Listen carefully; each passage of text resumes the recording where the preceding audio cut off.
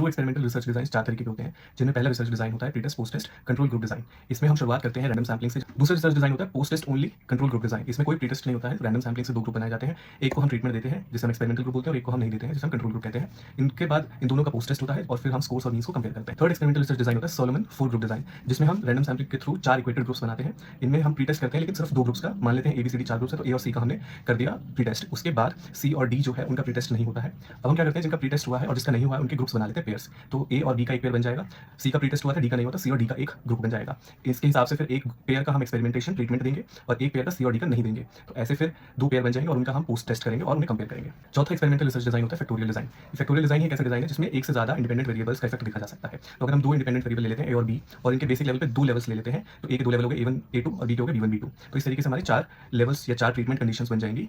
तो हमारे ये जो 4 एक्सपेरिमेंटल ग्रुप्स बने हैं, और हम ये मान लेते हैं कि हम ट्रीटमेंट्स का एक्सपेरिमेंटेशन के 3 लेवल रख रहे हैं, तो हम इन चारों ग्रुप्स में ही वो तीनों ट्रीटमेंट एक्सपेरिमेंटल कंडीशंस प्रोवाइड करेंगे और उसके हिसाब से हर ग्रुप के अंदर उन तीनों कंडीशंस का, तीनों ट्रीटमेंट्स का क्या इफेक्ट आया है वो स्कोर्स मेजर करेंगे, यानी कि उसका एक पोस्ट टेस्ट होगा और फिर सारे स्कोर्स और मीन्स को कंपेयर किया जाएगा। तो ये हैं 4 एक्सपेरिमेंटल रिसर्च डिजाइंस।